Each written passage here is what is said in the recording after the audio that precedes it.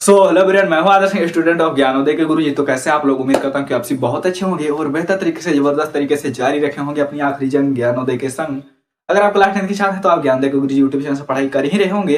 अगर आप क्लास और इस चैनल पर क्लास 12 की हिंदी, इंग्लिश और फिजिक्स की क्लासेस होती है, तो जब मैंने लाइव स्टार्ट किया तो मैंने देखा उसमें कुछ ज्ञानोदय के स्टूडेंट भी थे। मतलब मेरे चैनल पर लगभग 90% ऑडियंस ज्ञानोदय के गुरुजी के स्टूडेंट्स ही हैं। तो उन्होंने कहा कि रक्षण अलंकार करवा दीजिए। और मैंने भी क्लास 12 के लिए मतलब पढ़ाया ही नहीं था। इस सेशन में मैंने रक्षण अलंकार नहीं पढ़ाया था, तो मैंने सोचा क्यों ना एक बार करवा दिया जाए, ताकि 10th और 12th दोनों के लिए काम हो जाए। और अब आपके बोर्ड एग्जाम के लिए जो 6 अंक हैं जो रक्षण अलंकार से मिलते हैं वो पक्के हो जाए। ठीक है, तो आज की इस क्लास में हम पता चल गया होगा थंबनेल देखकर कि क्या हम पढ़ने वाले हैं। ठीक है, तो इस क्लास में हम रक्षण अलंकार का निपटारा करने वाले हैं। अगर आप क्लास 10th में 12th में कोई फर्क नहीं पड़ता, ठीक है, क्योंकि ये स्पेशली क्लास 12th के लिए है ही। लेकिन अगर आप क्लास 10th के छात्र हैं, ज्ञानदेव गुरु जी को जानते ही होंगे और उस पढ़ाई बेहतर तरीके से कर रहे होंगे, उन्हीं के साथ नहीं जानते तो सब्सक्राइब कर लीजिए, जुड़ जाइए और जारी रखें अपनी आखिरी जंग ज्ञानदेव के संग। और फिर आज के क्लास में चलिए देख लेते हैं रक्षण अलंकार को। और हमें क्या होता है कि अगर आप क्लास 10th में हैं चाहे आप क्लास 12th के हैं, आप इस क्लास को देख सकते हैं, क्योंकि क्लास 10th में जो भी रक्षण अलंकार है आपको क्लास 12th में पढ़ने पड़ेंगे आखिर जाकर, जब आप क्लास 12th में पहुंचेंगे। और क्लास 12th में जो भी रक्षण अलंकार हैं वो क्लास 10th में भी हैं। ठीक है, तो हम बस हाँ कुछ ऐसे रस हैं जो क्लास 10th में नहीं है, तो हम बता दिया करेंगे कौन से क्लास 10th में है कौन से नहीं है। ठीक है, तो स्पेशली क्लास 12th के लिए है, लेकिन इसमें क्लास 10th का भी टॉपिक है। ठीक है, तो उनके भी डाउट सॉल्व होंगे, तो जुड़े रहिएगा अंत तक। क्लास 10th वाले भी ज्ञान के जो भी स्टूडेंट्स है। तो चलिए फिर शुरू करते हैं। और सबसे पहले हम बता देते हैं जो क्लास 10th के जो लोग हैं कि उनको आपके जो इंग्लिश, आपके हिंदी में जो रक्षण अलंकार आते हैं, आपको पता है कि रस आपके 2 पूछे जाते हैं, करोड़ रस और हास्य रस पूछे जाते हैं। एमसीक्यू पूछा जाता है, तो आप इतना तो करके टिक लगा ही देंगे कि हाँ कौन सा करोड़ रस है कौन सा हास्य रस है। पढ़ने में पता चल जाएगा, जहाँ पर शोक होगा वहां पर करोड़ रस होगा, और जहाँ पर हंसी आएगी वहां पर जो हंसने का भाव होगा वहां पर हास्य रस होगा। छंद अभी हम थोड़ा डिटेल में बताएंगे। ठीक है, अलंकार की रही बात, तो 3 अलंकार आते हैं आपके। ठीक है, 3 अलंकार आते हैं, ये उपमा, उत्प्रेक्षा और नहीं, उपमा, रूपक और उत्प्रेक्षा। ठीक है, ये 3 अलंकार आते हैं।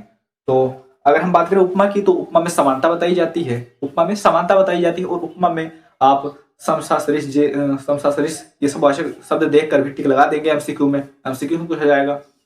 और अगर आप रूपक की बात करें तो वहां पर 2 शब्द जो दिए जाएंगे उनके बीच योजक का चिन्ह रहेगा। 2 शब्द दिए जाएंगे और जैसे ही उनके बीच डैश का चिन्ह होगा, मतलब योजक का चिन्ह होगा, तो आप उससे भी आसानी से कर लेंगे। और उत्प्रेक्षा तो बहुत ही आसान है, जहां भी मन मानो हो, जन हो दिखे वहां पर उत्प्रेक्षा हो जाएगा। यानी बात करें तो उपमा में समानता और रूपक में संभावना, मतलब कि रूपक में भेद रहित आरोप होता है और उत्प्रेक्षा अलंकार में संभावना व्यक्त की जाती है। जैसे हम कहें तो कि हाँ ये मार्कर जो है ये लोहे के समान है, तो हो जाएगा ये जो मार्कर है लोहे के समान है, तो हो जाएगा उपमा अलंकार। अगर मैं बोलूं ये मार्कर है लोहे का रूप है, ये मार्कर लोहा है, ठीक है, तो हो जाएगा रूपक अलंकार। और यही मैं बोलूं ये मार्कर तो ऐसे जैसे मानो कि लोहा, तो ये हो जाएगा उत्प्रेक्षा अलंकार। ठीक है, समझ में आया? जैसे मैं बोलूं कि मान लीजिए मार्कर, ठीक है, मेरा हाथ है, ठीक है, मेरा हाथ ही है, ठीक है, मैं बोलूं कि ये लोहे के समान है, तो हो जाएगा उपमा अलंकार। मैं बोलूं मेरा हाथ है लोहा है, मेरा हाथ ही लोहे का रूप है, तो आप बोलेंगे रूपक अलंकार है। और अगर मैं कहूं कि मेरा हाथ जो है ऐसा लगता है मानो जैसे लोहा, तो आप बताओगे तो उत्प्रेक्षा अलंकार है। ठीक है, तो समझ में आया अलंकार क्या है? चलिए क्लास 12th वालों को बता देते हैं क्लास 12th वालों की सिलेबस में कौन कौन से अलंकार हैं। और शुरू करते हैं अपने पहले सबसे पहले पढ़ेगा रस, उसके बाद पढ़ेंगे छंद, उसके बाद हम अलंकार शुरू करेंगे। ठीक है, तो रस में सबसे पहले हमारा आ जाएगा श्रृंगार रस। ठीक है, सबसे पहले हमारा रस कौन सा आएगा? श्रृंगार रस। श्रृंगार रस क्या होता है? अब देखिए रस में तो 2 चीजें पूछी जाती हैं। ठीक है, रस में 2 चीजें पूछी जाती हैं, जैसे कि एक पूछा जाता है परिभाषा और दूसरा उदाहरण। तो अगर मैं सारे रस का एक ही परिभाषा बता दूं तो बहुत आसान हो जाएगा। एक ही परिभाषा आप याद कर लेंगे और वही सारे रस में आप लिख देंगे तो और भी आसान हो जाएगा। और इतना अच्छा उदाहरण बता दें कि रटना ना पड़े, हाँ, तो काम बन जाए फिर। तो इसीलिए हम बहुत आसान उदाहरण लेकर आए हैं। और जो परिभाषा एक ही परिभाषा बताएंगे उसी से सारे आप परिभाषा लिख लेंगे। जैसे यहाँ पर अगर रस कोई भी किसी भी रस की, मतलब कि क्लास 12 के लिए तो वरदान ही है, क्योंकि क्लास 12 वालों को बहुत सारे रस पढ़ने होते हैं। क्लास 10 वालों में 2 ही रस होते हैं, फिर भी एक ही परिभाषा से आप दोनों लिख लेते हैं तो अच्छी बात है। तो वही बताने वाले हैं। अगर रस पूछा जाता है चाहे जो रस पूछा जाए, अब देखिए जब विभाव, अनुभाव और संचारी भाव के योग से, ठीक है, फिर यहाँ डैश छोड़कर नामक स्थायी भाव उत्पन्न होता है, तब रस की उत्पत्ति होती है। ठीक है, अगर हमें, ठीक है सुनिए, ये हो गई रस की परिभाषा। और नहीं, रस मतलब रस तो होता है आनंद होता है, मतलब कि रस की जो किसी भी रस का जो परिभाषा लिखने का फॉर्मेट है ये रस तो होता है आनंद भाई। रस आनंद मतलब किसी भी काव्य को सुनकर देखकर जो आनंद मिलता है वही रस होता है। चाहे फिल्म को देखकर, चाहे गाने को सुनकर, चाहे गाना गाकर जो भी आनंद मिले उसी को रस ही कहते हैं। ठीक है, तो यहाँ पर इसकी जो परिभाषा होगी कैसे होगी, जब विभाव अनुभव और संचारी भाव के योग से अगर हमें श्रृंगार रस का लिखना है, ठीक है, मान लीजिए हमें श्रृंगार रस की परिभाषा लिखना है, तो श्रृंगार रस का स्थायी भाव क्या होता है, रति। ठीक है, श्रृंगार का स्थायी भाव रति होता है। तो ये हो गई श्रृंगार रस की परिभाषा। ठीक है, एक सेकंड, ये हो गई श्रृंगार रस की परिभाषा। और अगर हमें वीर रस की परिभाषा लिखनी है तो हम यही काट कर यहाँ पर उत्साह लिख देंगे। ठीक है, इसे काट कर उत्साह लिख देंगे। ठीक है, और यह तब ये हो जाएगी वीर रस की परिभाषा।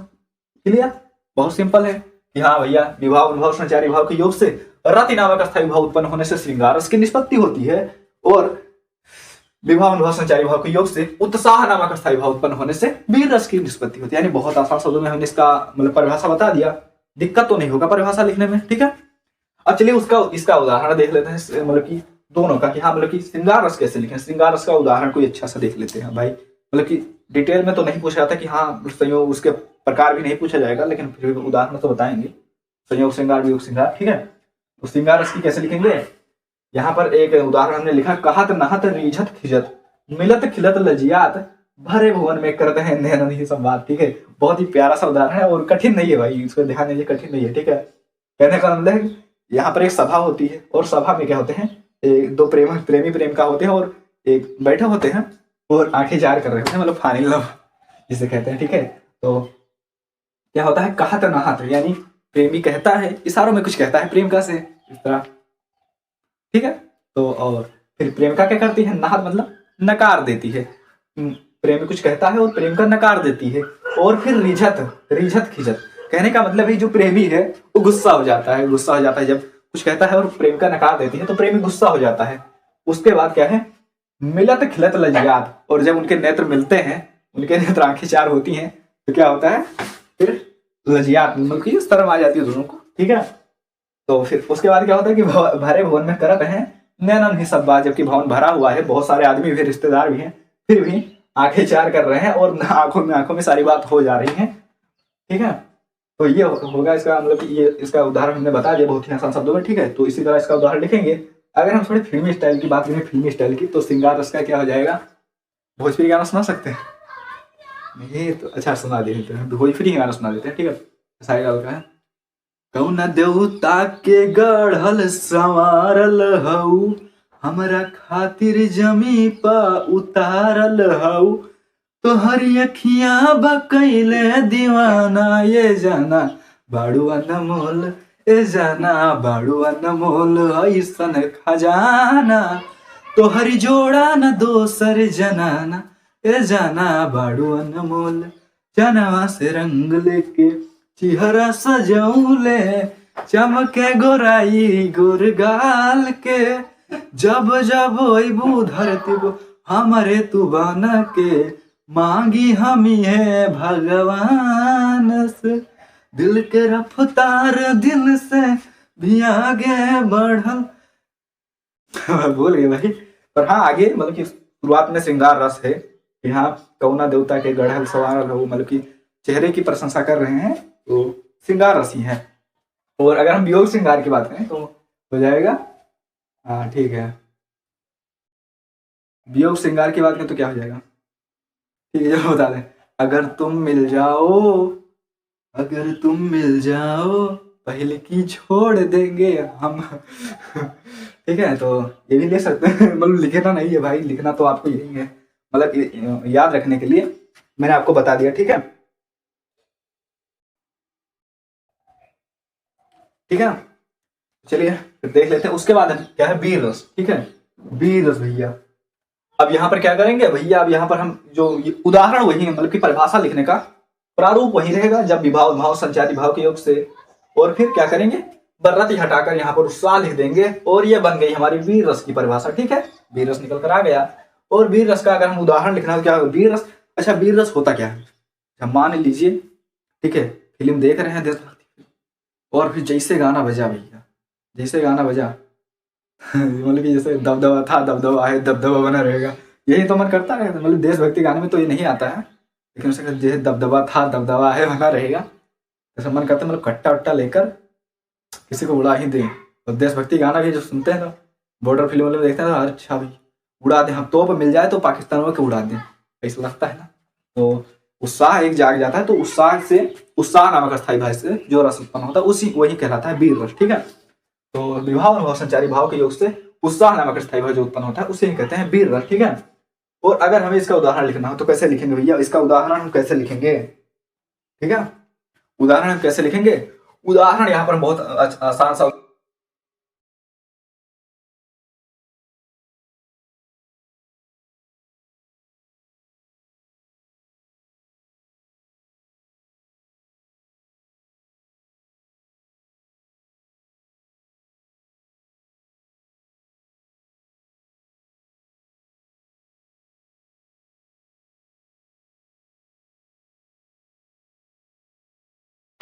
आवाज आ रही भाई लोग, आवाज आ रही है क्या अब।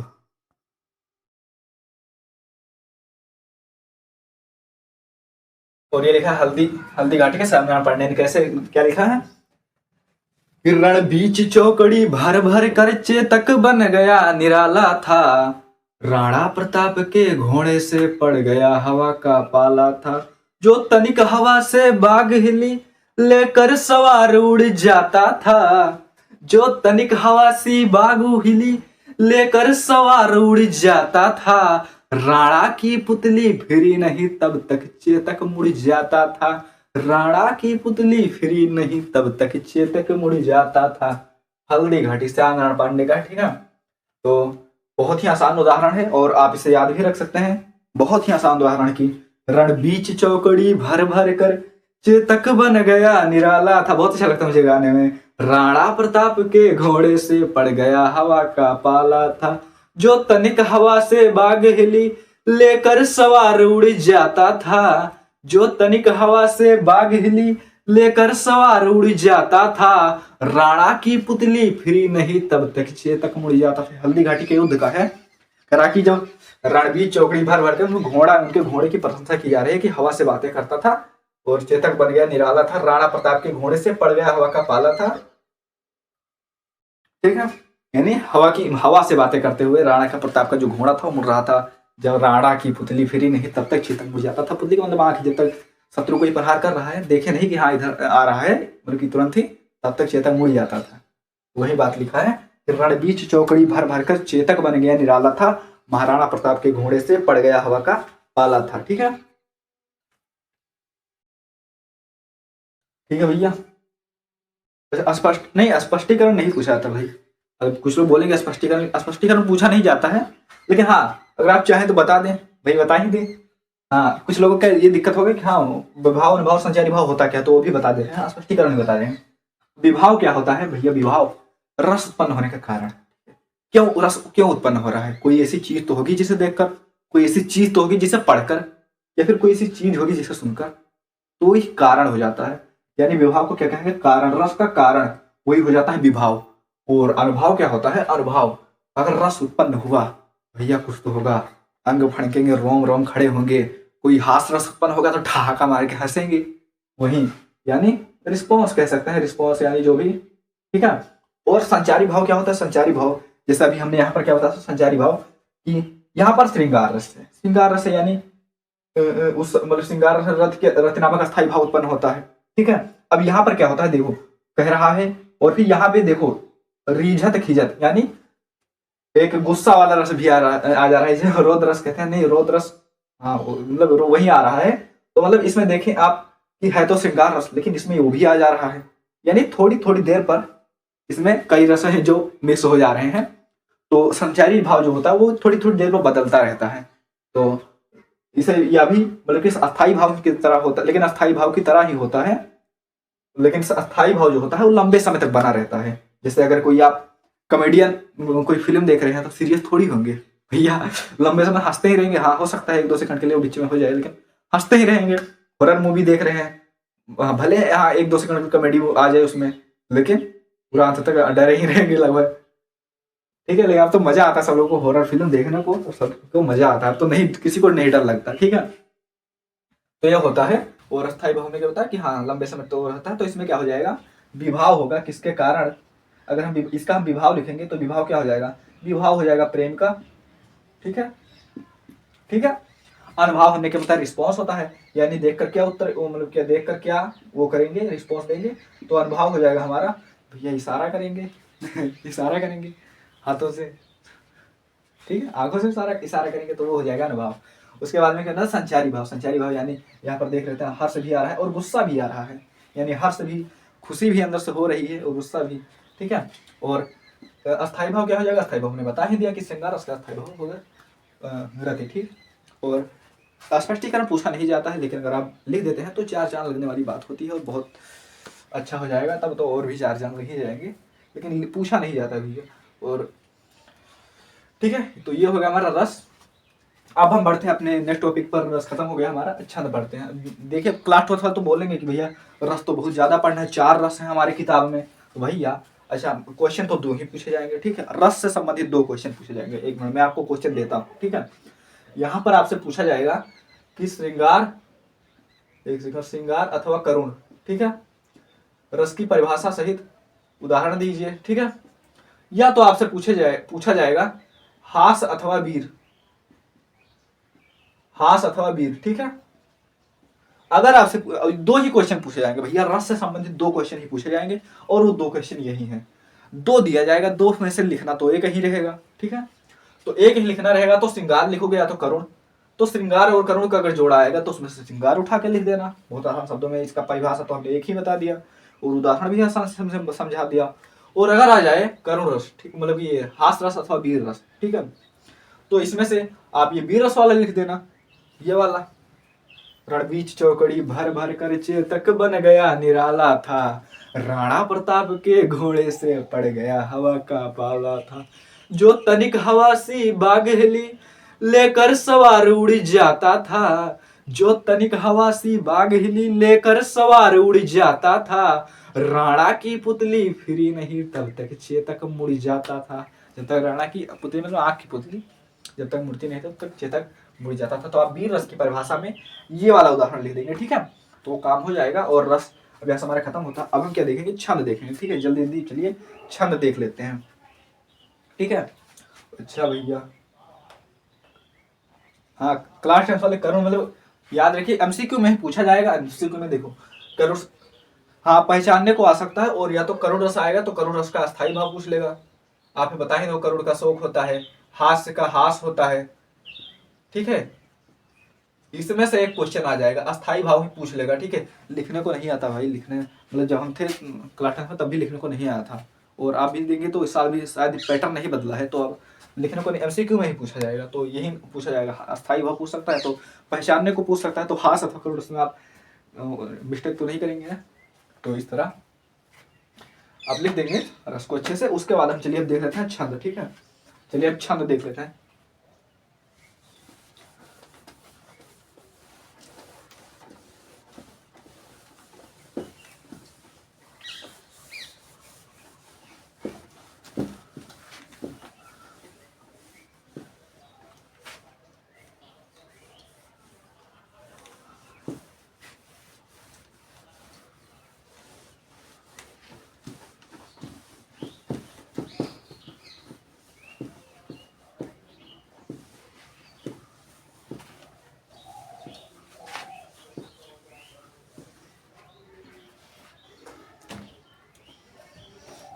हाँ भैया, ज्ञानोदय के स्टूडेंट्स, हाँ मुझे पता है, मतलब ज्ञानोदय के स्टूडेंट ज़्यादा जुड़े हैं हमारे चैनल पर। 90% ऑडियंस ज्ञानोदय के गुरु जी के ही चैनल से पढ़ती है। ठीक है, तो रस हो गया हमारा, 2 अंक हमारे मिल गए। ठीक है, अब चलिए हम देख लेते हैं छंद।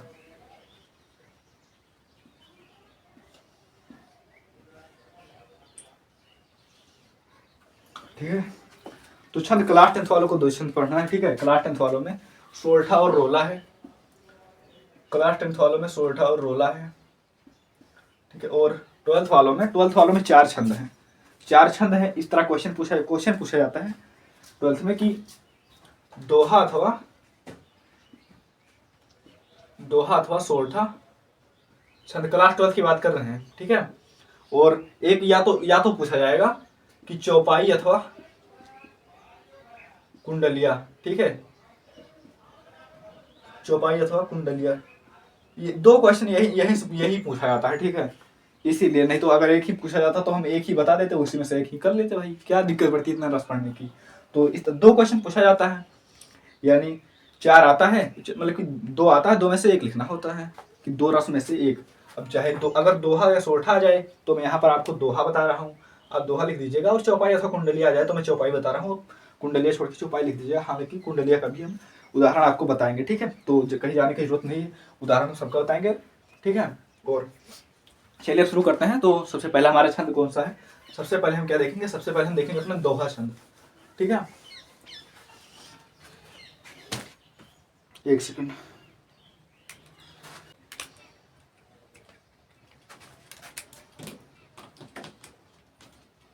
ठीक है।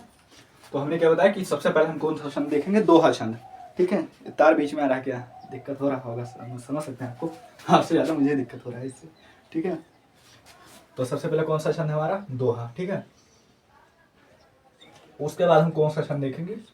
उसके बाद हम देखेंगे चौपाई, ठीक है। अब दोहा क्या लिखेंगे? दोहा जो होता है इसमें लिखेंगे कि दोहा एक, ठीक है, 3 चीज लिखना है परिभाषा में। आप 3 चीज, एक सेकंड भाई, परिभाषा में आपको 3 चीजें लिखनी होती है। यहाँ सममात्रिक है, विषममात्रिक, और दूसरा कितने चरण होते हैं और कौन से चरण में कितनी मात्राएं, ठीक है, इतना ही लिखना होता है। तो दोहा क्या है? दोहा एक अर्ध सममात्रिक छंद है। तो दोहा एक क्या है? अर्ध सममात्रिक छंद है।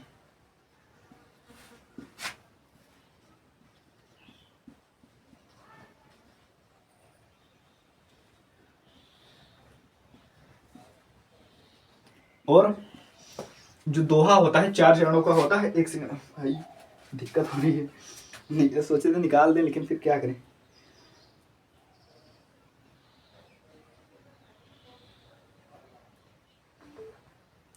ठीक है। तो दोहा जो होता है 4 चरणों का होता है। क्या लिखेंगे? दोहा, इसमें 4 चरण होते हैं, ठीक है। क्या लिखेंगे? इसमें 4 चरण होते हैं।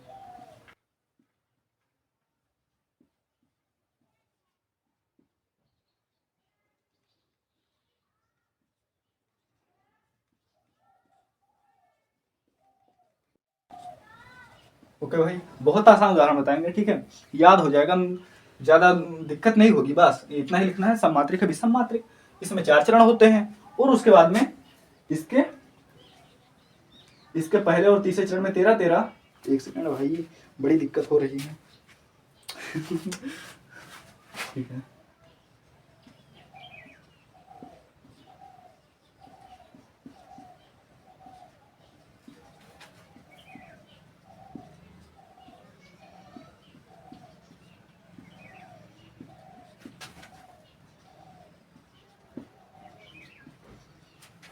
कामा दूसरे और चौथे चरण में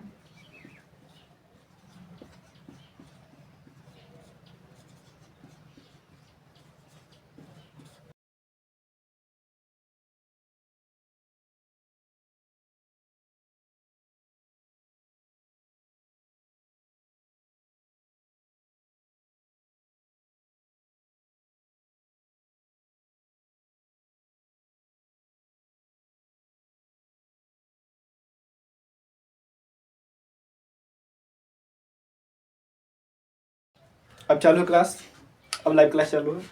हाँ भाई, नेटवर्क की इशू हो जाती है, तो ऐसा ही होता है। कल जब हमने लाइव क्लास लिया, एक ही क्लास में मतलब हर 10 सेकंड में क्या होता है, लाइव मतलब कि हर 10 सेकंड में नेटवर्क ही चला जाता था।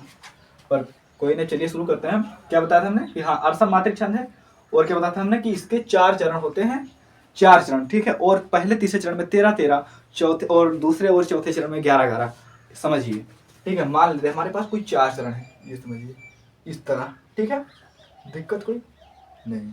अब यहाँ पर जो पहला और तीसरा चरण है इसमें 13-13 है, और दूसरे और चौथे चरण में 11-11, ठीक है। इस तरह होती है मात्राएं, ठीक है। और अगर हम इसका उदाहरण लिखना चाहें, सबसे आसान उदाहरण क्या लिखेंगे? इसका दोहा का आसान उदाहरण हम क्या लिखेंगे? लिखेंगे, मैं एक उदाहरण बता रहा हूं जो कि आप मतलब कि रस में भी यूज कर सकते हैं, छंद में भी और अलंकार में भी। रस में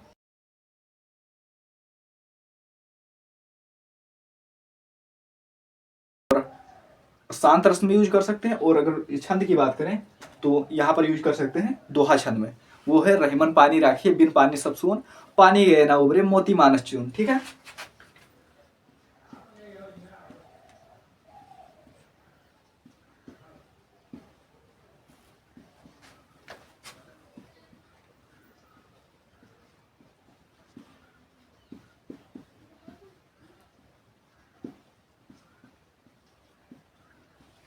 ठीक है, पानी गए ना उबरे,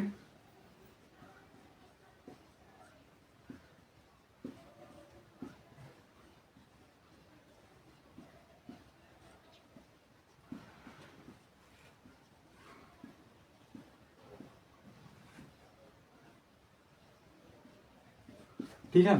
तो अगर हम इसमें देखें मैंने इसे मतलब 2 ही लाइनों में पूरा लिख दिया, ठीक है, तो 2 ही लाइनों में लिख दिया, लेकिन चलो कोई बात नहीं, समझ जाएंगे आप। ठीक है, मैं 1 सेकंड पर मार्कर बदल लेता हूँ। 2 ही लाइनों में लिख दिया, ठीक है।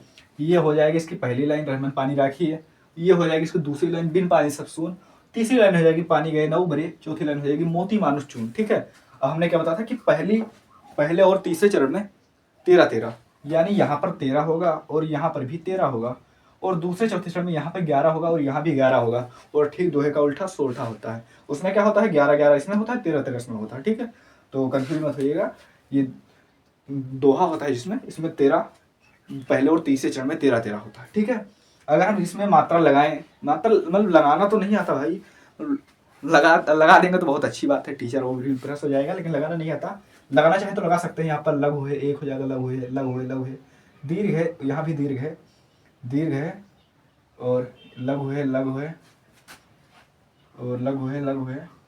1 सेकंड, 1 2 3 4 5 6 7 8 9 10 11, हाँ ये दीर्घ हो जाएगा, 12 13, ये हो गया 13 ना, रहमन पानी राखिए। ठीक है, और इसमें भी अगर हम मात्रा लगाएं तो दीर्घ हो जाएगा, यहाँ भी 2 हो जाएगा, 2 2 4 5 6 7 8 9 9 10 11 12 13। ठीक है, इस तरह हो जाएगा, तो यहाँ भी 13 हो गया, यानी पहले और तीसरे चरण में 13-13 हो गया। शायद आपको दिखाई ना दे रहा हो, पर ठीक है, अब मात्रा लगाने को आता भी नहीं है, वैसे दिखाई दे रहा होगा। ठीक है, और यहाँ पर अगर इसमें लगाए हम मात्रा तो हो जाएगा लघु है, 1 हो जाएगा, दीर्घ दीर्घ, लघु लघु, दीर्घ लघु। ठीक है, यानी 1 2 1 2 1 1 2 2 4 2 6 7 8 9 10 11, यानी यहाँ पर 11 आ गया। ठीक है, और यहाँ भी अगर हम बात करें मोती मानुष चून, 2 2 4 5, और इसका क्या हो जाएगा 2 6 1 7 1 8 9 10 और 1 11। ठीक है, तो यहाँ भी 11 आ गया, यानी पहले और तीसरे चरण में 13-13 होता है, और दूसरे चौथे चरण में 11-11। ठीक है, समझ में आया कैसा होता है। और यहाँ पर मैंने आपको डायग्राम भी बनाकर बता दिया कि इस तरह होता है। पहले 4 चरण होते हैं, पहले तीसरे चरण में 13-13, दूसरे और चौथे चरण में 11-11 मात्राएं होती हैं। ठीक है, तो उम्मीद करते हैं दोहा छंद अच्छे से समझ में आया होगा। अब चलिए हम देख लेते हैं अगला छंद। अगला जो छंद है हमारा वो है दोहा छंद के बाद आ जाता है हमारा, दोहा छंद के बाद हमारा आ जाता है चौपाई, हमने बताया था। ठीक है, चौपाई बड़ी दिक्कत है भाई, हाँ काफ़ी दिक्कत हो रही है। एक बार लगा लिए हैं, लेकिन कल से वो दूसरा ही माइक लगाएंगे। ठीक,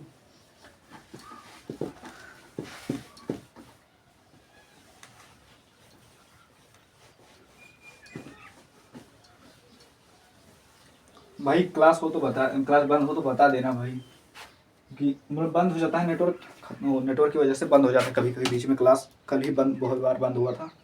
ठीक है, तो बता देना। अब जो हमारा अगला छंद है, कौन सा है अगला छंद? अगला छंद हमारा चौपाई।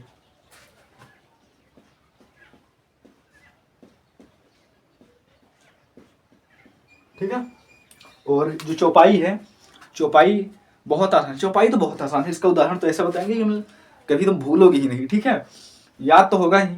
और चौपाई हमने क्या बताया, सबसे पहले इसका भी उदाहरण लिखेंगे, तो लिखेंगे जो चौपाई है यह एक सम्मात्रिक छंद है। सम्मात्रिक छंद क्योंकि हर एक चरण में 16-16 मात्राएं होती हैं। ठीक है, क्या लिखेंगे, यह एक सम्मात्रिक छंद है। ब्लैक से लिखते हैं, थोड़ा ज़्यादा अच्छा दिखाई देगा। यह एक सम्मात्रिक छंद है। ठीक है, क्या लिखेंगे कि यह एक सम्मात्रिक छंद है। ठीक है भाई, सम्मात्री छंद है, यानी जो प्रत्येक चरण में इसकी 16-16 मात्राएं होती हैं चौपाई में। प्रत्येक चरण में 16-16 मात्राएं होती हैं।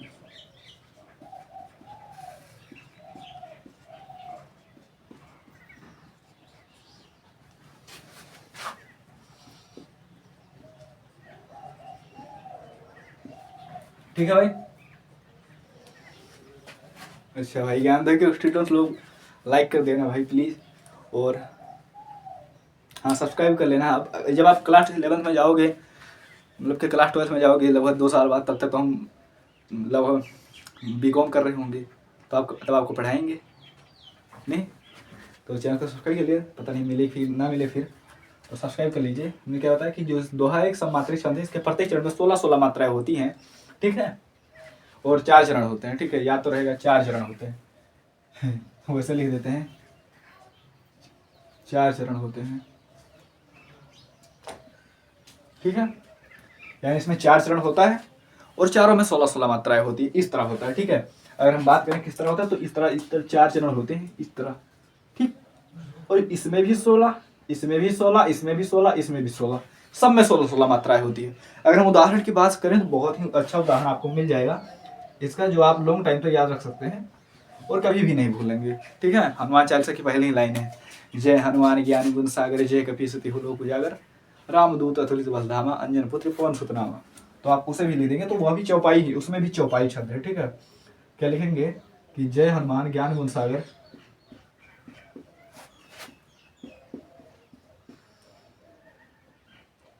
जय हनुमान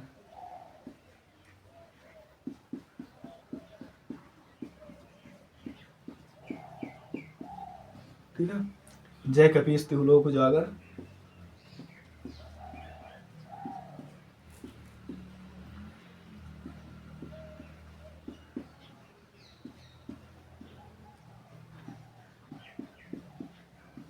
रामदूत अतुलित बल धामा,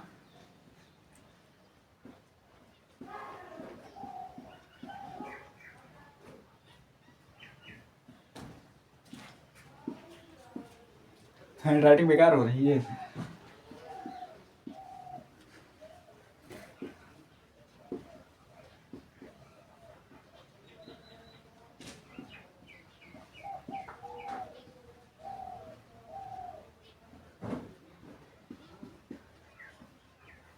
ठीक है, तो आप इसे लिख देंगे, जय हनुमान ज्ञान गुण सागर, जय कपीस तिहु लोक उजागर, रामदूत अतुलित बल धामा, अंजन पुत्र पवन सुत नामा। तो आपको पूरे नंबर मिल जाएंगे, क्योंकि या भी इसमें भी चौपाई छंद है। अब मात्रा लगाना चाहे मात्रा लगा के हम दिखा भी सकते हैं, जिसमें अगर हम मात्रा लगाना चाहे तो मात्रा लगा कर दिखा भी सकते हैं। इस तरह हो जाएगा, 1 2 दीर्घ हो जाएगा, लघु हो जाएगा, दीर्घ लघु, लघु लघु दीर्घ, लघु लघु, ठीक है। 2 2 4 3 7 8 9 10 11 12 13 14 15 16, ठीक है, हो गया 16। इसमें भी लगाना चाहे 1 2 3 दीर्घ हो जाएगा, 2 4 और फिर 4 इधर से लगाना शुरू करते हैं, इसमें थोड़ा कन्फ्यूजन है मुझे, ठीक है। तो 5 6 7 8 9 10 11 12 और फिर 13 कहाँ पर हो जाएगा भाई, जय कपीस, 1 2 3 4 5 6 7 8 9 10 11 12 13 14 15 16, हाँ सही तो है। 1 2 3 4 5 6 7 8 9 10 11 12 13 14 15 16, हो गया 16, ठीक है। इस तरह हो जाएगा।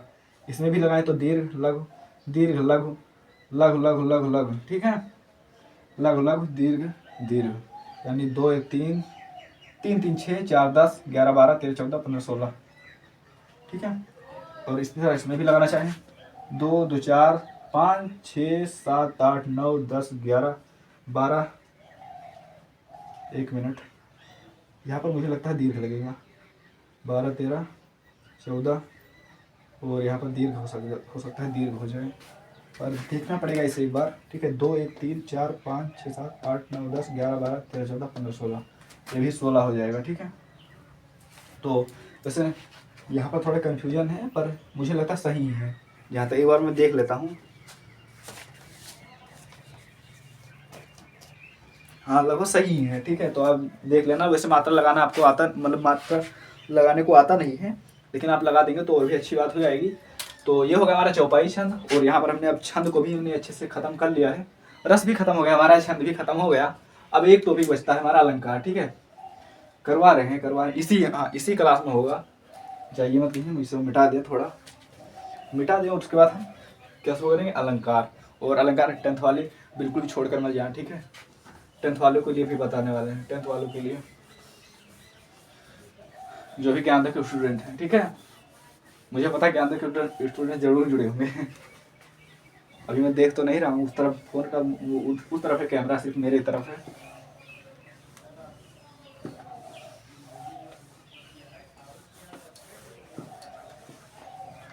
क्या बचता है हमारा, अलंकार, ठीक है, सिर्फ क्या बचता है हमारा अब, अलंकार। तो अलंकार तो सबसे पहले हमारा आ जाता है अनुप्रास अलंकार, ठीक है। अलंकार उसे कहते हैं, अलंकार का मतलब होता है आभूषण, ठीक है। जो आभूषण क्या होते करते हैं, वो जो भी पहनने वाला होता है उसकी शोभा बढ़ाते हैं, और अलंकार जो होता है काव्य की शोभा बढ़ाता है, यानी कह सकते हैं कि काव्य की शोभा बढ़ाने वाले अर्थों को अलंकार कहते हैं। काव्य शोभा नाम अर्थानाम अलंकारा, ऐसे कोई है काव्य, ठीक है, तो उसे कहेंगे अलंकार, ठीक है। अब अगर हम, भाई केबल तो बीच में नहीं आ रहा है, माइक केबल जो है हो सकता है बीच में आ रही होगी, निकाल ही दे क्या भाई, अच्छा 1 मिनट, निकाल ही दे रहे हैं, ठीक है। अच्छा, हाँ थोड़ा आवाज़ में दिक्कत होगी, पर भाई कोई बात नहीं, ठीक है। 1 मिनट देख लें कैमरा, ठीक है, 1 सेकंड, चलिए सही है, ठीक है। तो अलंकार की बात करें तो सबसे पहले अब अच्छे से पढ़ा सकेंगे ना भाई, कोई बात नहीं, अगर आप मतलब कोई दिक्कत होगी हम दोबारा लेकर आएंगे क्लास, उसीलिए हम बैठे हैं, दोबारा लेकर आएंगे। रात में जब लाइव आएंगे आप जो भी पूछोगे उसके हर एक उदाहरण हम बताएंगे, कोई भी हो उसका आसान उदाहरण बताएंगे, सबसे आसान उदाहरण ढूंढ कर लाएंगे, ट्रिक भी बताएंगे, ठीक है। आप पूछना तो हम लाइव में आकर पूछ सकते हो, उसके बाद भी हम वैसे भी क्लासेस करवा रहे हैं, इसको हम दोबारा लेकर आएंगे, आपको पीडीएफ से पढ़ाएंगे, इस तरह आपको समझ नहीं आएगा, पीडीएफ से हम पढ़ाएंगे, ठीक है। तो दिक्कत वाली बात नहीं है, आपको हर तरह से आपको सुविधा मिलेगी। और कोई दिक्कत है क्लास 10 में तो आप ज्ञान के गुरुजी यूट्यूब चैनल से जाकर पढ़ सकते हैं, प्रियांशी मैम ने बहुत अच्छा पढ़ा रखा है वहाँ पर भी, ठीक है। तो अलंकार की बात करें, वैसे तो क्लास 10 की हम पहले क्लास 10 की बात कर लेते हैं। तो क्लास 10 में आपके 3 ही आ जाते हैं, क्या आ जाता है आपका, उपमा आ जाता है, यमक आ जाता है, नहीं सॉरी, उपमा आ जाता है, रूपक आ जाता है, और आ जाता है आपका उत्प्रेक्षा, ये 3 आ जाता है। उपमा में होता है जहाँ दो वस्तुओं के बीच में समानता दिखाई जाती है, दो वस्तुओं के बीच में समानता दिखाई जाती है, यहाँ पर समानता, ठीक है। यानी कहा जाए, अभी हम इसको देखेंगे डिटेल में, लेकिन उससे पहले बता देते हैं क्लास 10 वालों क्या है, समानता दिखाई जाए, जैसे कहिए कि सीता का मुख चंद्रमा के समान है, तो उसमें समानता दिखाई जा रही है, तो हो जाएगा उपमा अलंकार। और उरूपक की मतलब कोई उपमा पर उपमान, उपमेय पर उपमान का भेद रहित आरोप हो, तो उसे कहेंगे रूपक अलंकार। और उत्प्रेक्षा मतलब कि रूपक में आपको 2 शब्दों के बीच में योजक चिन्ह इस तरह देखने को मिलेगा, तो आप उससे समझ जाएंगे कि हाँ ये रूपक है, आसानी से टिक कर देंगे। उस पर अच्छा में मन मानो मनहु जन जानो जानो ये वाचक शब्द आएगा तो आप आसानी से टिक कर देंगे, ठीक है। जैसे कि मैंने एक उदाहरण पहले भी बताया क्लास शुरू होने से पहले, कि अगर मैं कहूँ जो मेरा हाथ है, ठीक है, ये लोहे के समान है, अगर मैं कहूँ मेरा हाथ लोहे के समान है तो ये हो जाएगा उपमा अलंकार। अगर मैं कहूँ कि मेरा हाथ जो है लोहा है, या फिर मेरा हाथ लोहे का रूप है, तो ये क्या हो जाएगा, रूपक अलंकार, ठीक है। तो अगर मैं आपसे कहूँ मेरा हाथ तो ऐसा ही जैसे मान लो लोहा, ठीक है, तो ये हो जाएगा उत्प्रेक्षा अलंकार। तो समझ में आ गया होगा दोनों, ठीक है। अब चलिए हम शुरू कर देते हैं, और पहले हम क्लास 12 वालों को भी बता देते हैं, क्लास 12 वाले हाँ, तो क्लास 12 में आपको मतलब कि क्लास 12 में थोड़ी ज़्यादा पढ़ना है, क्लास 12 में जो भी आप 9th 10th 11th और अलंकार पढ़ते हो सारा उठाकर 12th में दिया गया है। तो आपको जो आपने 9th में पढ़ा था, 9th में क्या पढ़ा था, अनुप्रास यमक श्लेष। 10th में क्या पढ़ा, 10th में आप पढ़ेंगे ये उपमा रूपक उत्प्रेक्षा। और फिर 11 में 11th में क्या पढ़ेंगे, सांतरस, और वो तो और तीनों मिलाकर मतलब तीनों क्लास में आप जो पढ़ेंगे कुल मिलाकर आपको 12th में पढ़ना है, ठीक है भाई। तो अगर आप यहाँ पर देखे रहेंगे तो आपको आसानी होगी, 12th में आपको आसानी होगी। तो चलिए हम सबसे पहले देख लेते हैं अलंकार, हमने हेडिंग डाल दिया है। अलंकार सबसे पहले हमारा आ जाता है अनुप्रास अलंकार, बहुत छोटा सा प्यारा सा अलंकार, सबसे हमारा आसान अलंकार, ठीक है। अनुप्रास अलंकार, अनुप्रास अलंकार ठीक बहुत ही आसान है। एक मिनट, कोई बात नहीं, मार्कर लग गया शर्ट में, पर कोई दिक्कत नहीं, ठीक है। अनुप्रास अलंकार क्या होता है, जहां पर वर्डों की आवृत्ति होती है वही को कहते हैं अनुप्रास अलंकार, ठीक है। जहां पर वर्डों की आवृत्ति होती है, काव्य में जहां वर्डों की आवृत्ति होती है,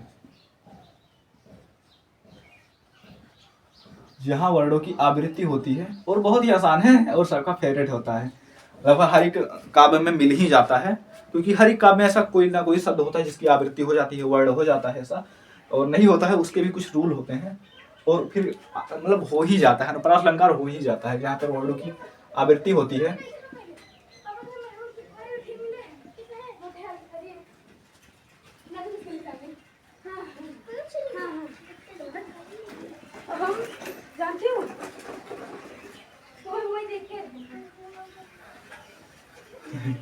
सुनाई दे रहा आवाज भाई? हाँ, मतलब पास में ही रोड है, दिखा दें मतलब ठीक है, पास में ही रोड है और वहाँ से लोग आते जाते हैं, तो मोटरसाइकिल भी आएगी तो आपको सुनाई देगा। इसीलिए ज़्यादातर मैं लाइव क्लासेस नहीं लेना चाहता, ठीक है, ज़्यादातर रिकॉर्डेड होती हैं आपकी क्लासेस, और मैं ज़्यादा बोर्ड पर भी नहीं पढ़ाता, PDF पर ही पढ़ाता हूँ, ठीक है। वहाँ पर क्या होता है, अनुप्रास अलंकार होता है, ठीक है, ठीक है। कैमरा चालू भाई, नेटवर्क की दिक्कत तो नहीं है कोई दिक्कत भाई? प्लीज़ बता देना एक बार, ठीक है, अगर कोई दिक्कत बता देना भाई। पता नहीं, मैं 1 मिनट में देख ही देता हूँ।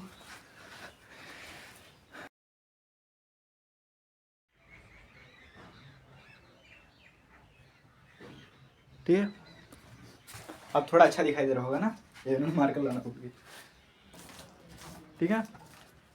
कहाँ पर थे हम? पढ़ रहे थे अनुप्रास अलंकार, यानी पूरे रचना खत्म कर चुके थे, अलंकार पे थे।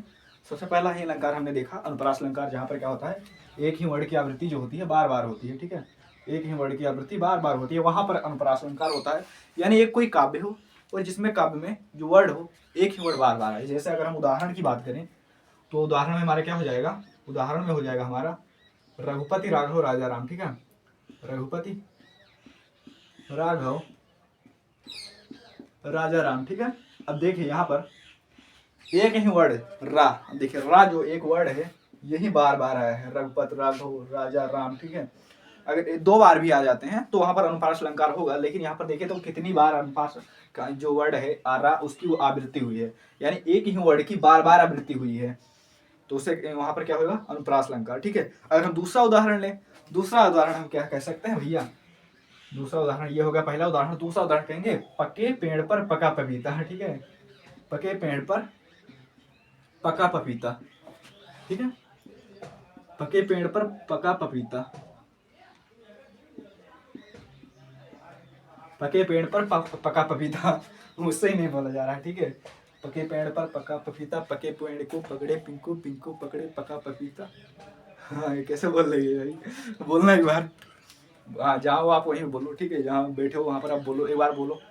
सॉरी भाई, सॉरी भाई, अगर कुछ गलती हो गया तो माफी चाहता हूँ, पर बोल दिया भाई, मन में आ गया तो कि हाँ बोल दीजिए एक बार, कोशिश मतलब ऐसे बोले कि हाँ कोशिश कर लीजिए और बोलने के लिए, मतलब मुझसे बोलो, मैंने बोला तो मुझसे बोला गया, मतलब कि मैंने बोला तो मैं बोल ले गया, तो मैंने कहा कि मतलब आप भी एक बार ट्राई करो, पके पेड़ पर पपीता, पके पेड़ को पकड़े पिंकू, पिंकू पकड़े पका पपीता। अभी तो गलत हो जाता मुझसे, ठीक है। तो यहाँ पर भी क्या हुआ है, पा वर्ड की आवृत्ति हुई है, देखिए एक ही वर्ड है पा जो बार बार आया है, एक ही वर्ड पा बार बार आया है, ठीक है, मात्रा से कोई लेना देना नहीं है इसका, बस एक वर्ड जो हो उसकी आवृत्ति बार बार हो, मतलब एक ही वर्ड बार बार आए, तो वहां पर क्या होगा, अनुप्रास अलंकार होगा। और अगर हम इसका दूसरा उदाहरण और देखें तो क्या हो जाएगा भैया, दूसरा उदाहरण, एक सेकंड में थोड़ा हाँ भैया, लिख कर लाया था कि ये तो नहीं भूलना है, ये तो नहीं भूलना है, इसीलिए मैं इसे लिख कर लाया था कि चंदू की, पूरा नहीं लिखें भैया, चंदू के चाचा ने चंदू के चाची को क्या था। तो आप पूरा मतलब इसको मत लिखना, लेकिन हाँ इतना याद रखना, रघुपत राघव राजा राम लिख दे सकते हैं। उसके बाद तरन तनुजा तट तमाल तरबर वही छाए, ठीक है, ये भी लिख सकते हैं आप। अनुप्रास अलंकार में वहाँ भी वर्डों की आवृत्ति होती है, तो ये हो जाएगा हमारा अनुप्रास अलंकार, बहुत ही आसान था, ठीक है, कुछ होता नहीं है, बस वर्ड की आवृत्ति होती है, एक वर्ड जो होता है वही बार बार आता है, इतना ही तो लिखना रहता है, और क्या लिखना है, तो कोई पहाड़ थोड़ी है, ठीक है। उसके बाद हमारा अगला अलंकार कौन सा जाएगा, अगला अलंकार हमारा आ जाता है, ठीक है, अनुप्रास के बाद हमारा आ जाता है यमक। अब हम क्या देखेंगे, यमक अलंकार, ठीक है, यमक अलंकार, एक सेकंड रुकना, ठीक है, यमक अलंकार इससे मैं लिख देता हूँ,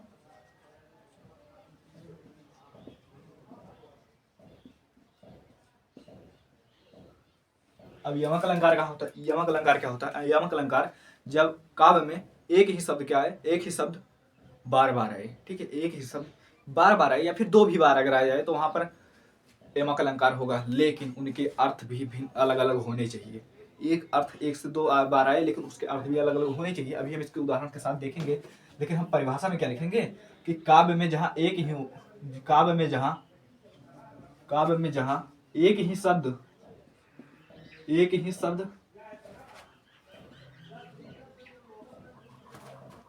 अनेक बार आए, ठीक है, एक ही शब्द अनेक बार आए और उसका जो अर्थ हो वो भी भिन्न भिन्न हो, लेकिन जो अर्थ हो क्या हो, भिन्न भिन्न हो।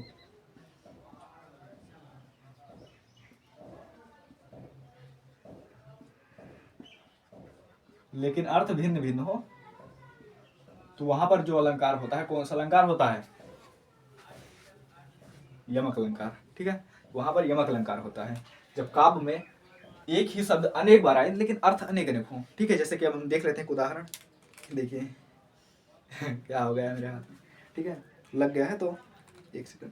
अब हम अगर उदाहरण लिखना चाहें तो उदाहरण हम क्या लिखेंगे? हमने एक बताया था आपको उदाहरण, छंद में याद करिए, दोहा छंद में आपको बताया था कि रहीमन पानी राखिए बिन पानी सब सून पानी गए ना उबरे।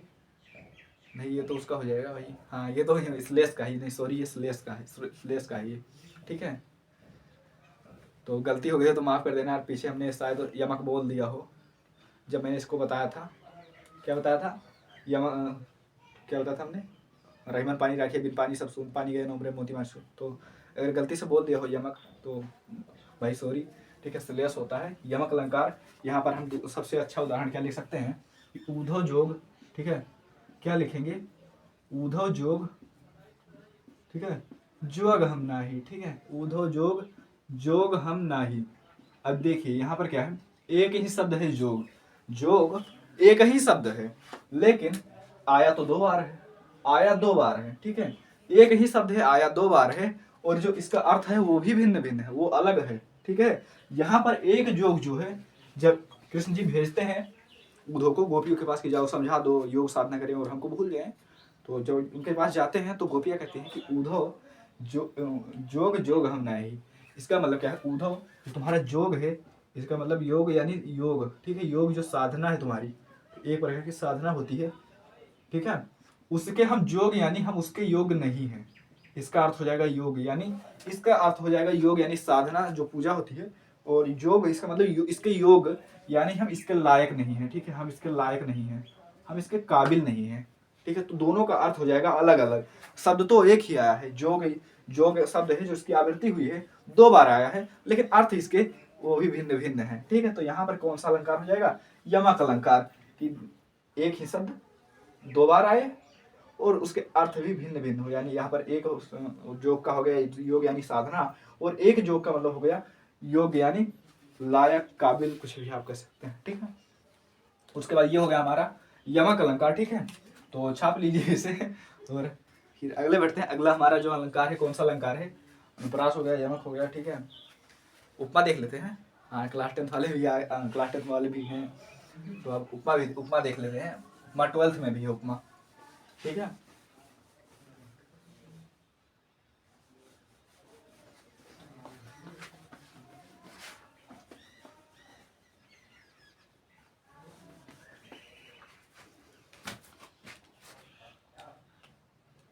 ठीक है, अगर और भी उदाहरण लिखना हो तो आप लिख सकते हैं, और भी अगर आपको उदाहरण लिखना हो तो आप क्या लिख सकते हैं?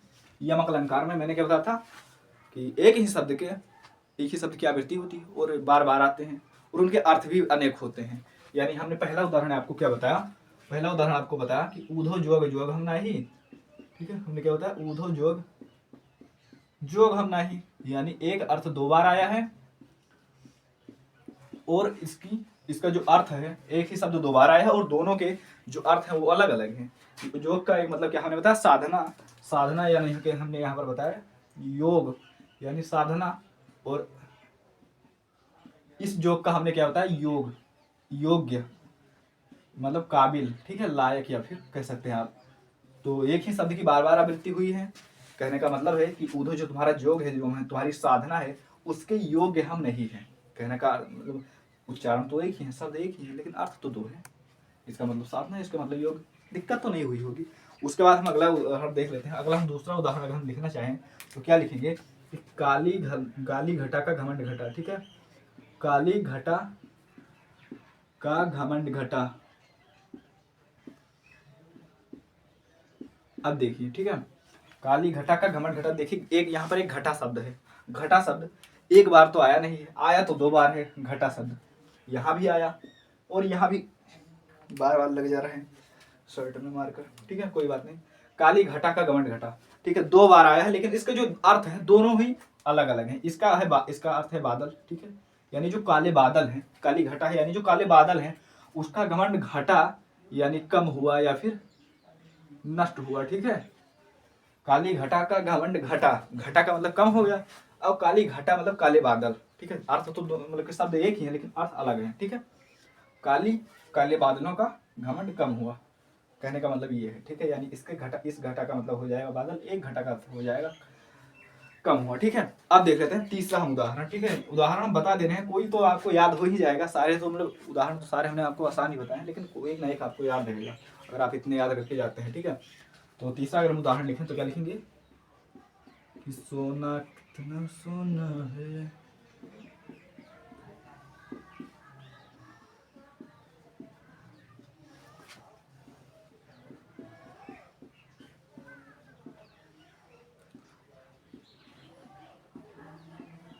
ठीक है, ये हो गया हमारा तीसरा उदाहरण कि सोना कितना सोना है, सोने जैसा तेरा मन, सोना कितना सोना है, सोने जैसा तेरा मन, तू मेरा तू मेरा तू मेरा तू मेरा तू मेरा हीरो नंबर वन। यानी यहाँ पर देखें सोना दो बार आया। ठीक है, बोला सोना कितना सोना है, तो यहाँ पर एक जो सोना आया है इसका अर्थ हो जाएगा सोना, मतलब जो सोना असल में सोना होता है गोल्ड। ठीक है, ये वाला गोल्ड। ठीक है, और सोना कितना सोना है। ठीक है, सोना कितना सोना है,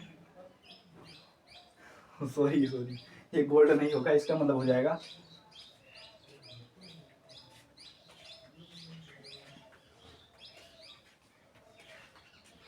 ठीक है, समझ गए होंगे। ठीक है, और उसके बाद सोना का मतलब है सोना कितना सुंदर। ठीक है, सोना कितना सोना है। ठीक है, सोने जैसा तेरा मन, तू मेरा तू मेरा तू मेरा हीरो नंबर वन। ठीक है, तो सोने का मतलब ये हो जाएगा सोना कितना सोना है, सोने का मतलब हो गया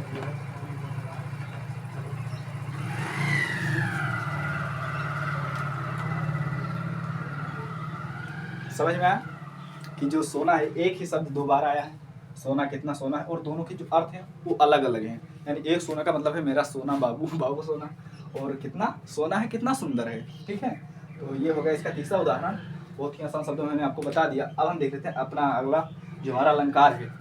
अनुप्रास हो गया, यमक भी हो गया, अब हमारा अगला अलंकार कौन सा है चलिए देख लेते हैं। अगला अलंकार हमारा, ठीक है, ये भी हो गया। अब दोबारा हमारा अगला अलंकार है अनुप्रास, भी हो गया, ये भी हो गया। देख लेते हैं उपमा, देख ले, हाँ उपमा देख लेते हैं, यहाँ पर उपमा देख लेते हैं।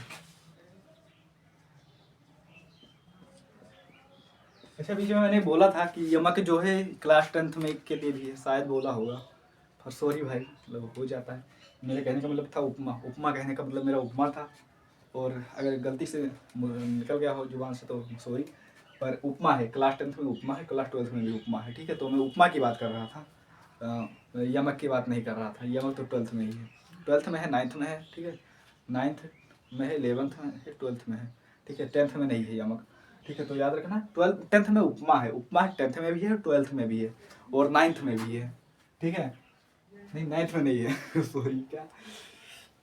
ठीक है, 10th और 12th में उपमा हमें पढ़ना है, चलिए पढ़ते हैं बस, बाकी सब टेंशन खत्म। ठीक है, उपमा अलंकार। ठीक है, उपमा हमने पहले ही बताया था कि जहाँ पर उपमेय में उपमान की समानता दर्शाई जाए, उपमेय में उपमान की समानता दर्शाई जाए, काव्य में जहाँ क्या लिखेंगे, काव्य में जहाँ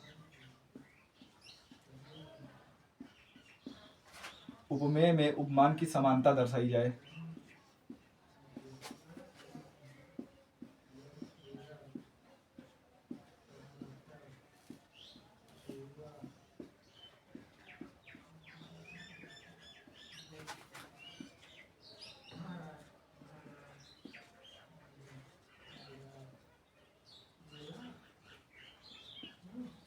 ठीक है, जाए वहाँ।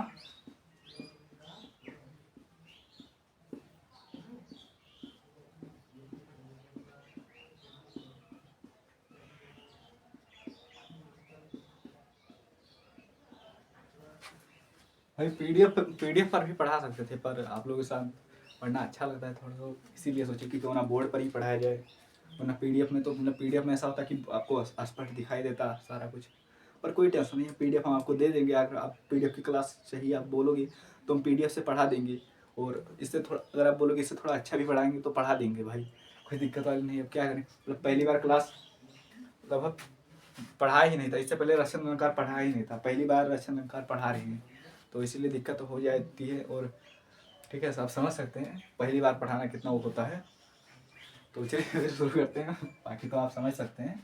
तो काव्य में जहाँ उपमेय में उपमान की समानता दिखाई है, जहाँ पर उपमेय में उपमान की समानता दर्शाइए। अब यहाँ पर उपमेय क्या होता है और उपमान क्या होता है, एक मिनट, हाँ सही लिखा, उपमेय क्या होता है, उपमान क्या होता है। उपमेय क्या होता है, जो वो शब्द होता है जिसकी तुलना की जाती है, जिसकी तुलना की जाती है, यानी हमारे मुख की तुलना की जाए चंद्रमा से, तो जो हमारे मुख की तुलना तो की जा रही है, तो हमारा मुख हो गया उपमेय।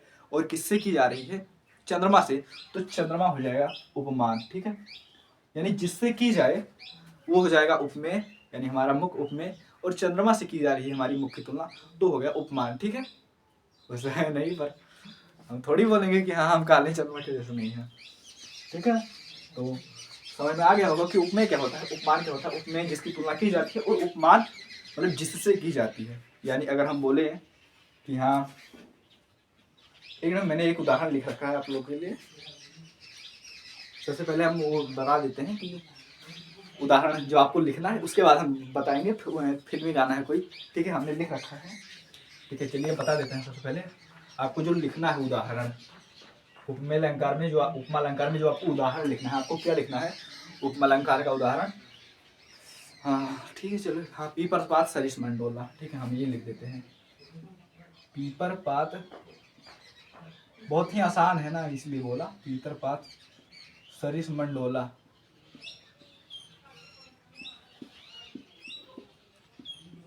ठीक है, अब देखिए यहाँ पर सरिस शब्द आया है, और अगर इसके जो वाचक शब्द होते हैं, सीसा सम सरिस से, इस तरह के वाचक शब्द जो होते हैं, अगर आप उनको भी याद रखेंगे तो आपको पहचानने में याद मतलब कि आसानी होगी। बस सा आ जाए यहाँ पर, सीसा सम सरिस जो, तो अगर आ जाए तो वहाँ पर उपमा अलंकार वैसे ही आप पहचान जाएंगे। यहाँ पर आप सरिस देखकर वैसे ही जान जाएंगे, क्योंकि समानता दर्शाई जाए। मेन यहाँ पर बात यही है कि समानता दर्शाई जाए, जहाँ पर भी समानता दर्शाई जाए वही उपमा अलंकार। ठीक है, तो पीपर पास सरिस मंडोला कहने का मतलब है कि पीपर के पत्ते के समान मन डोल रहा है। ठीक है, पीपर के पत्ते के समान मन डोल रहा है। अब देखिए यहाँ पर उपमेय क्या होगा, उपमान क्या होगा। अच्छा, किसकी तुलना की जा रही है, मन की। ठीक है, तो ये हो गया उपमेय। और किससे की जा रही है, पीपर के पत्ते पीपर के पत्ते से, तो ये हो गया हमारा उपमान। ठीक है, ठीक है, ये हो गया हमारा उपमान। यानी जिससे तुलना की जाए उपमेय, और और जिसकी तुलना की जाए उपमेय, और जिससे की जाए उपमान। ठीक है, समझ में आया। यानी पीपर के पत्ते के समान मन डोल रहा है, यानी पीपर के पत्ते से मन की तुलना की जा रही है, तो मन की तुलना की जा रही है तो मन हो गया उपमेय, और पीपर के पत्ता क्या होगा, उपमान हो गया। ठीक है, पीपल का पात क्या होगा, उपमान हो गया। यानी जहाँ कहने का मतलब जहाँ भी समानता दिखाई जाए, सिंपल सा कॉन्सेप्ट है कि परिभाषा लिखेंगे, जहाँ पर भी काव्य में समानता दिखाई जाए वहाँ पर क्या होता है, उपमेय उपमा अलंकार होता है। उदाहरण पीपर पास सरिस डोला, एक उदाहरण आपको बताते हैं, मैंने लिख रखा है। ठीक है, हाँ, वैसे बोल के बता देना, मतलब लिखे जाकर। ठीक है, पहला है कि फूलों सा मतलब गाकर सुना दे। पहला है फूलों सा चेहरा तेरा, कलियों सी मुस्कान है। ठीक है, तो गाकर बता दे रहे हैं कि फूलों सा, एक मिनट कोई आ रहा है। ठीक है, तो इसलिए एक मिनट, मतलब देखेंगे तो बोलेंगे कि हाँ गाना गा रहे हैं, तो एक सेकंड रुकना बस। ठीक है,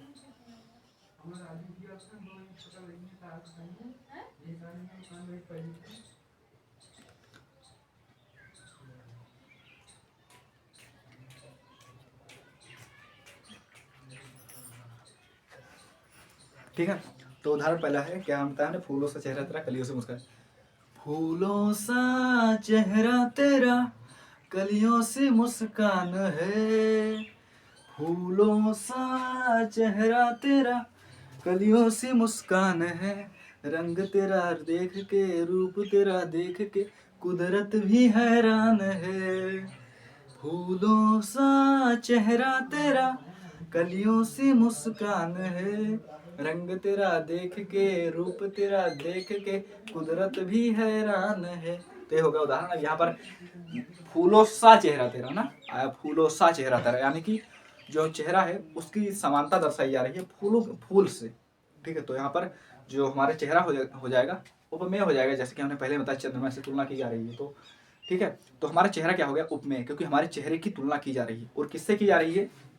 फूलों से। तो फूल क्या हो गए? उपमान हो गए, क्योंकि फूलों से तुलना की जा रही है और समानता दर्शाई जा रही है। तो जहां भी समानता दर्शाई जा रही है वहां पर उपमा अलंकार हो जाएगा, तो यहाँ भी हो जाएगा उपमा अलंकार। ठीक है, तो ये होगा हमारा दूसरा उदाहरण। और तीसरा उदाहरण और एक है फिल्मी अंदाज। बहुत सारे फिल्मी अंदाज लेकर आए हैं ढूंढ कर आपके लिए। ठीक है, तो एक है, सोना चांदी क्या करेंगे प्यार में, सोने जैसे गुण है मेरे यार में।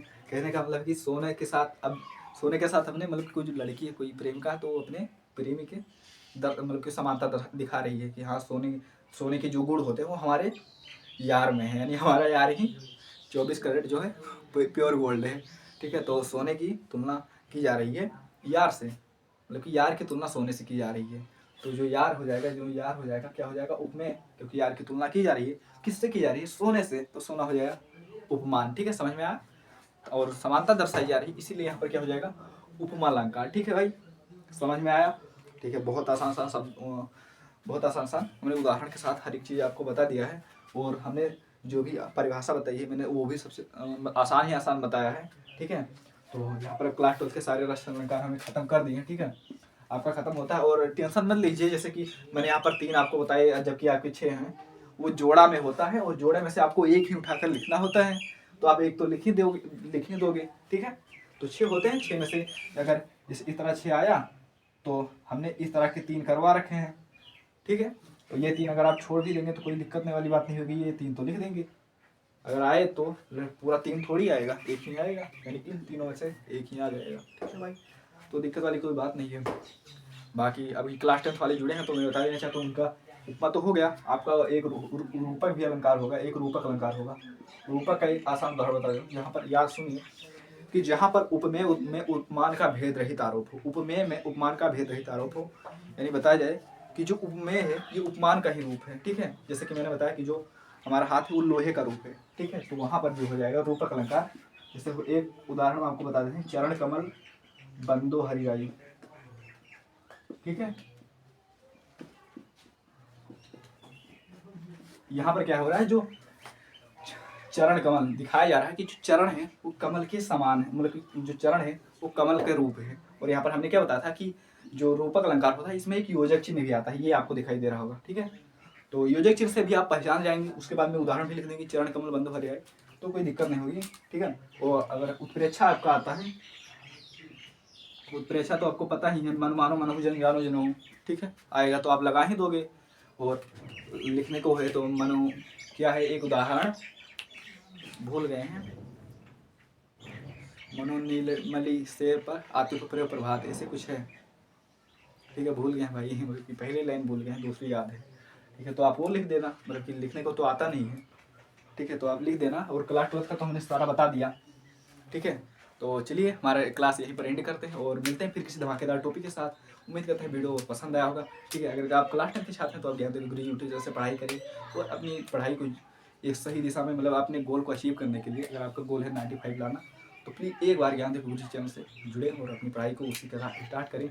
बाकी हमारे चैनल पर बहुत सारे स्टूडेंट हैं जो ज्ञानदेव के साथ पढ़ते हैं और लगभग 90% ऑडियंस जो हमारे चैनल की है, मतलब फैमिली जो हमारी है वो ज्ञानदेव से मतलब कि शुरू से नहीं पढ़ती है। ठीक है, तो बताने की ज़रूरत नहीं है। और जो 12th के हैं वो तो आप इस चैनल को सब्सक्राइब ही कर लीजिए, 12th वाले, क्योंकि और 10th वाले भी इस चैनल को सब्सक्राइब कर ले, क्योंकि बाद में तो काम आएगा ही आएगा। ठीक है, तो सब्सक्राइब करके रखिए, क्योंकि आप लोग मेरे भाई भी मेरी फैमिली हो। ठीक है, मतलब कहने का मेरे भाई हो मेरे फैमिली हो। ठीक है, तो चलिए फिर मिलते हैं इसी तरह के धमाकेदार वीडियो के साथ। धन्यवाद और चैनल को सब्सक्राइब करके रखें। ठीक है, और जारी रखें अपनी आखिरी जंग ज्ञानोदय के संग। कमेंट में एक प्यारा कमेंट छोड़ देना। ठीक है, क्योंकि आपका रिप्लाई देखा जाता है।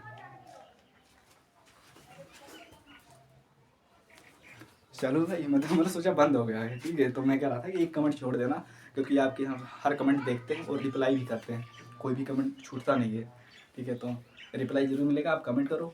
और लाइव आ रहे हैं शाम को, ठीक है।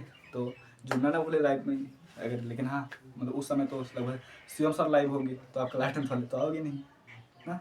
हाँ ठीक है, तो आप शिवम सर से पढ़ना, ठीक है। और जो साइंस की अगर आपको दिक्कत होगी तो 1 शॉट वाली वीडियोज़ आप शिवम सर की मैं ये बताऊंगा, जिसमें शिवम सर रेड थंबनेल बनाकर इस तरह करके खड़े हैं, वो वाली वीडियोज़ आप देख कर जाना साइंस की क्लास से पहले, ठीक है, पेपर से पहले, तो बहुत अच्छा होगा, ठीक है। बाकी धन्यवाद, चलते हैं मिलते हैं लाइव क्लास में, तब तक के लिए धन्यवाद, चलिए।